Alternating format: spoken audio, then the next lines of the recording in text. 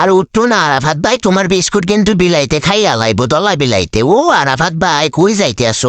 আরাফাত ভাই বলে আজকে দেখাই সারবে যে এর মাথার উপর বলে ওড়া যায় না। অনেকে কয় ভাই ইহান দিয়ে তো সামনে যাওয়া যায় না। আর আজকে মুগো আরাফাত ভাই কিন্তু আজকে যাইবি বাহাপুরে। এ পোলার মধ্যে কইতে হবে দম আছে, দেখনি আরাফাত ভাই কই উঠতে আসে।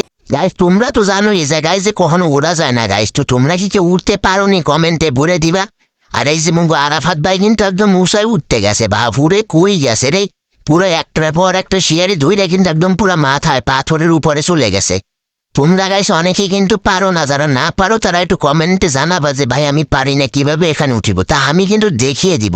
বাফুরে বাফু কেমনে এ জায়গায় উঠে গেছে। গাইস এই ভিডিওটা যারা এখনো দেখতে আসো ফটাফট করে একটা কমেন্ট করো যে ভাই আমি জানি না কিভাবে আর টুস করে এখন লাইক দিয়ে দাও বাফুরে বাফু। আর যারা এখনো আমাকে পেজকে ফলো করো না, হ্যাঁ এখনো কি করতে আসো, জলদি করে ফলো করে দাও। দেখো আমাকে আরাফাত ভাই কই উঠছে, এর কিন্তু চক্রের পাওয়ার ব্যাপক। চক্র ইউজ করে এতখানি পাহাড় পর্বতে যে লাফাই লাফাই উঠে গেছে বাফুরে। পোলার ভিতর দম আছে। পুরা গোপালগঞ্জের পুরা বাঘিনী ভাই, যা বলে ও সরি বাঘ, গোপালগঞ্জের বাঘিনী তো হবে না। ওই নিচে নামো র্যাঙ্ক ম্যাচ চলতে আছে। দেখো র্যাঙ্ক ম্যাচের ভিতরে মজা করতে আছে।